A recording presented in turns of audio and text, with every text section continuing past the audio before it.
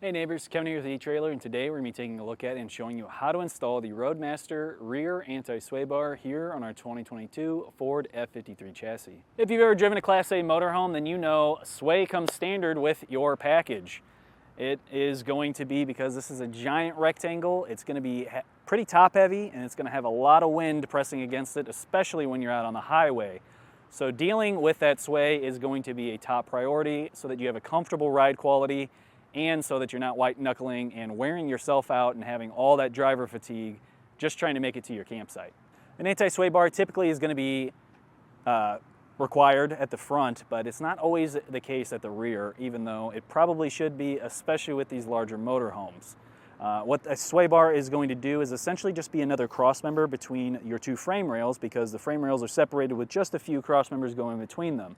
So as they start to kind of twist and bend from the body swaying back and forth, it's going to put a lot of pressure on the frame rails, and it's going to allow it to kind of veer a little bit more left or right and give you more sway.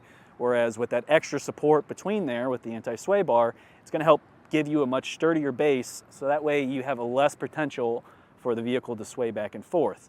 Now there are a couple of other options that you can go with. Typically we want to start with the rear and front anti-sway bar. If you're still having issues, then adding in a steering stabilizer can also help deal with that, because it's going to help you track straight. It's going to prevent the wheel from starting to wobble on you and having you white knuckle there as you're up at the steering wheel. Along with that, you can also look into some jounce bumpers or some airbags, and what that does is it stiffens up your suspension so that there's less room for it to move side to side as well. But all that being said, I really recommend starting with the anti-sway bar. See how big of a difference that makes for you, because that's going to be the biggest portion here, to have that steel beam running between the two frame rails to give you the best outcome. So this kit is going to come with all the hardware that you need, but there are some specialty tools involved. We're using a torque wrench that goes pretty high, because this is a high torque rating, because you are going to have to unbolt your U-bolts that are going over the spring stack at the rear axle. You might be able to get away with not having to add on new ones, but in our case, ours just weren't not long enough. So you want to get under there and measure the bottom of the U-bolt past the nut, because it's already going to be tightened up on your motorhome. So if you have at least a ½ inch of space, you'd probably be able to get away with just unbolting it, slapping in the axle bracket, and then rebolting it up. Now this, like I said, this is going to require a super high torque, so you might not have the tool to do so, and this might be the case where you need to ship this off to somebody else. If that is the case for you, then please use our dealer locator, and you can enter in your zip code and find a shop near you to get that professionally installed. If you are planning on doing it yourself, stick around and I'll show you in just a minute. But I do want to reiterate, there is some maintenance involved when it comes to your sway bars, as well as most of the other components on your motorhome. Now, this is a pretty new motorhome. This is a 2023, so it's really maybe at the max 3 years old, just because the chassis is typically built a year before the body's actually put on it. Now, when we took a look at it, the factory one that was already on there, the bracket was missing and a bolt was missing out of the other bracket, so really it's not really giving us any help at all. With this being so new, someone had to have taken that off, or it was just improperly installed at the factory. So that's probably why our neighbor was facing so much of an issue when he was driving around in his motorhome. So it's really important that you get under there and check out your motorhome every now and then, maybe once a month or at least before your trip. Check the tightness, bring a torque wrench down there and start checking each part. That way you know everything's safe to go, and you're not going to end up on the side of the highway trying to deal with a larger issue just because you put off a smaller, minor one at the beginning. So starting off our install, we are going to be removing two factory bolts for this cross member that's right behind the rear axle here.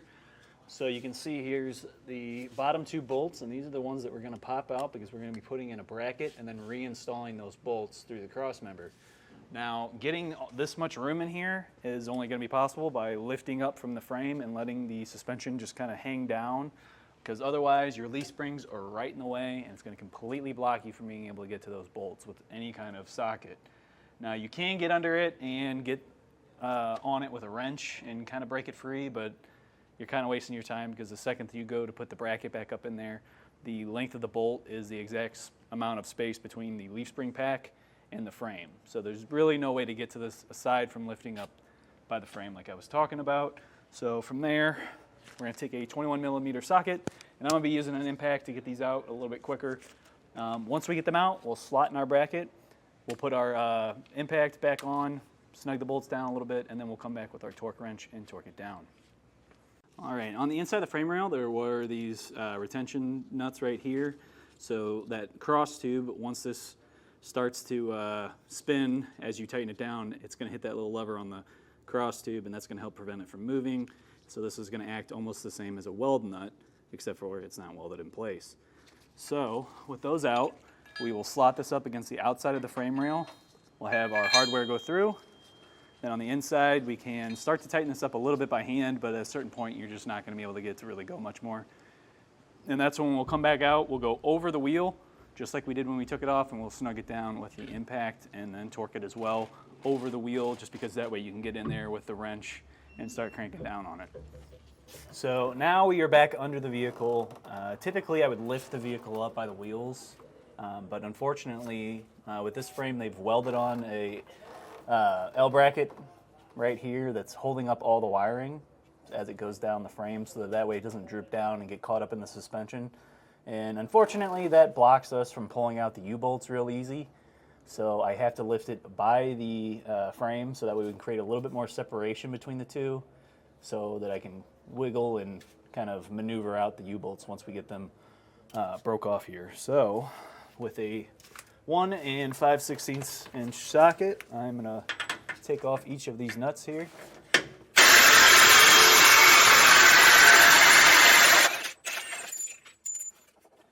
And now one thing else I should point out is if you don't have long enough threads on here for your new plate to go on, because we're going to be putting on this tie plate right here for the sway bar to mount to. So it's going to sit just like this with that angled piece going towards the front of the vehicle. And this would just butt up onto here. So you can see there's not enough threads for us to really do that and then still put the nut back on and have it be nice and tight on there how it should be, because there's really only about 1/8 of an inch of threads right there after the fact. So luckily Roadmaster has some longer ones available, these guys right here, which are going to give us plenty of room so we can put on that plate and then retighten it down with the nuts. So bust each one of these off.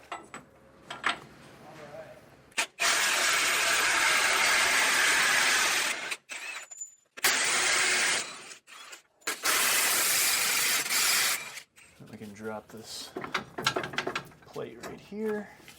A little rusted up here, so you might want to take some penetrating oil and just kind of spray these down real good before you decide to take it off. Luckily, I have an impact that is more than qualified to do the job, but if you're doing this at home with a wrench, you'll definitely want to soak these in some penetrating oil to help loosen it up a bit.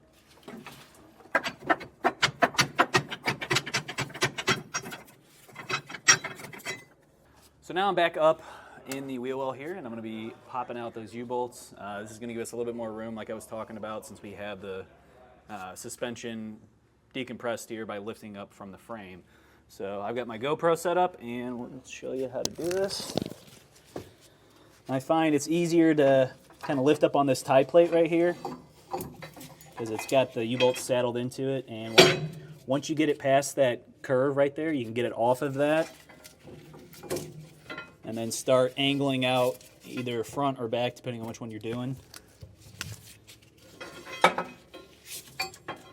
Yep. Now we'll grab our new ones and then same thing, slide them in sideways.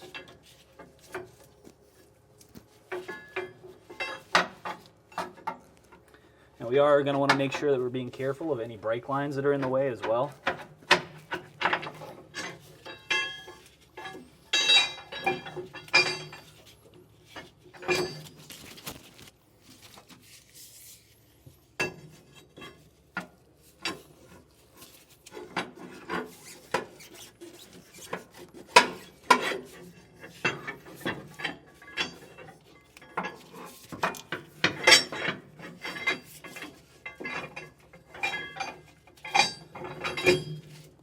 Now we can come back over to our sway bar, and we're going to get out our bushings. So these are split bushings, so you can pop them out so that you can actually pop it on to the sway bar itself. Now, I don't like to lube it up and then smear it back and forth. I don't want that all over the place. I only want it on the bushing. So I'm going to bring this over and kind of eyeball where these need to sit before I do actually put them on here, even though they say in the instructions, just pop it right on. But we're going to lubricate those. They'll give you a little cup here of some lubricant, and we're just going to take about half of it and use that in one of our bushings and then the other half for the other. We'll just smear that all around. This is going to be super messy, so I highly recommend wearing gloves. With the U-bolts in place, we're back under the motorhome, and we're going to be putting in our bracket right here.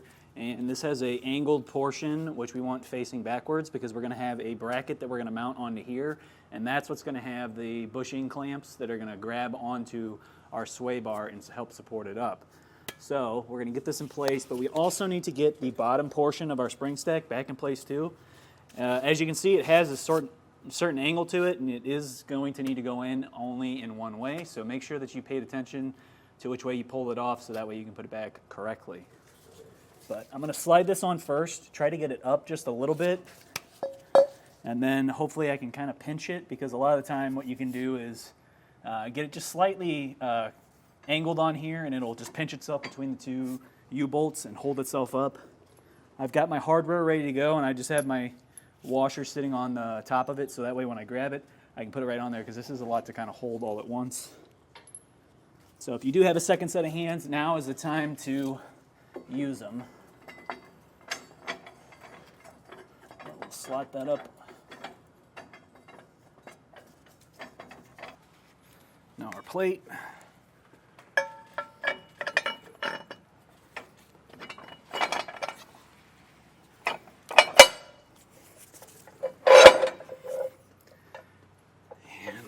Put a nut on here to help support this weight.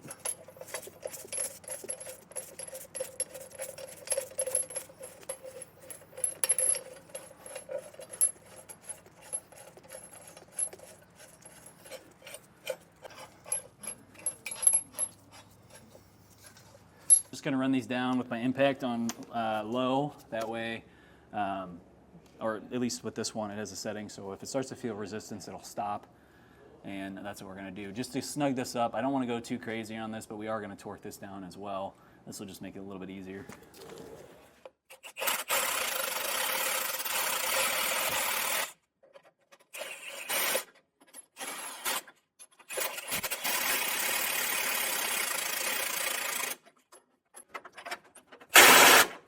Alright, so this is the torque wrench that I was talking about. This guy is not something you would find in a hardware store, most likely. This is something you're buying specifically from the tool manufacturer. This is something that you'd probably really only have if you are a mechanic and you're really using this a lot. Most mechanics probably are going to be using air tools anyway, not really going by this. So this is something where I'd probably pass it off to somebody else, maybe take this to a shop, have this portion done, and if you want to, you can continue on and do the rest, because adding on the brackets and mounting up the sway bar itself isn't too complicated from that part. But just getting this on here does take some tools that most people just aren't going to have, and it's not really worth spending the money on this large of a torque wrench if you're only going to use it once. So now when we're torquing this, we want to definitely use a crisscross pattern. So I'll start with this guy right here. I'll move across diagonally to this one, come over this one, and then back diagonally across over this, and we'll just keep working it around until everything's torqued down. So our next step is going to be mounting up the sway bar, and for that we're going to need our half-inch hardware. It's a bronze hardware. There's going to be a flat washer on the bolt itself. We'll run the bolt down through the bracket. So there's 4 holes right here. We're going to be using the front one at the front here, and then the front one on this side, which is actually pointing towards the back of the motorhome. So I'll drop that in now because that's how it's going to sit. We'll have a bracket, this guy right here, that B405. So this spacer is going to sit right in there with those 2 bolts. We'll have our housing for the bushings and what actually holds up the bar, and that's going to go on, and then we're going to have another flat washer and a nut as well. One other thing I did is I've thrown up some straps here just because I'm only one person. I can't hold the bar on both sides plus put all this hardware on at the same time. You might find it a little bit easier to do that as well. And all I've done is just run it up right through the U-bolts. So the U-bolts are holding it on right up above the plate here. That way it's pretty close to it, so I can have that help support it as I get it into place. Now on the sway bar itself, you'll always want to have the Roadmaster sticker pointing forward. In this case, our whole orientation is towards the back of the motorhome, so the sticker is going to need to face towards the back of the motorhome as well. So with that being said, I'm going to pop this up. Have this help support it for me. And this will also give us a better idea of where our bushing needs to go on, although pretty much needs to come all the way to that side right there.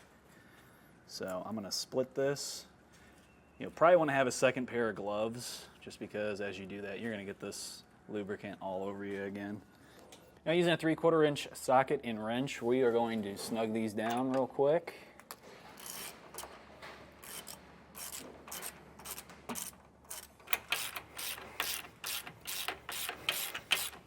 The next part is going to be attaching up to the shackles here, and there's a couple holes, and the whole point of this is to make sure that the sway bar is sitting as level as possible.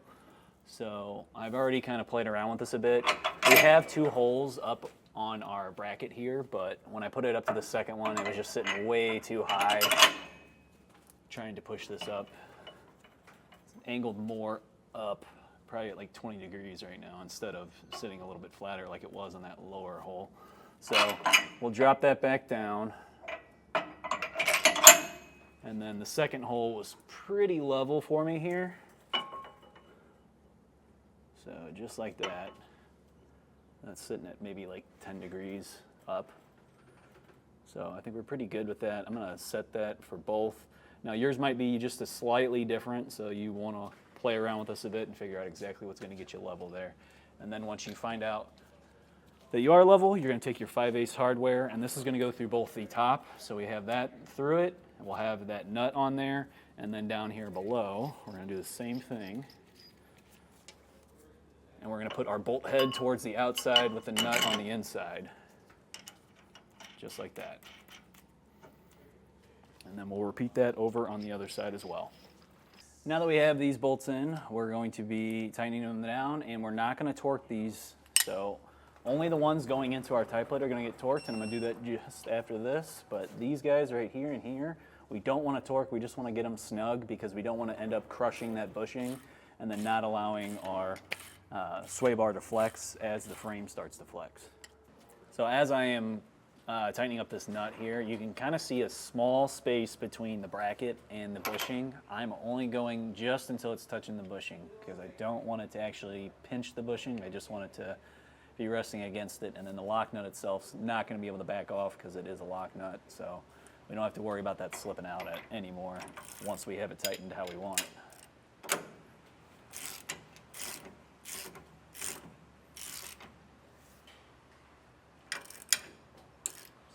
Right about there. I already got the top one tight. I just need to come back over to this side and snug it down just a bit more. I had to loosen it a bit just so I could adjust this up. So you might run into that issue as well if you didn't have both bolts in at first and start tightening stuff down like I did.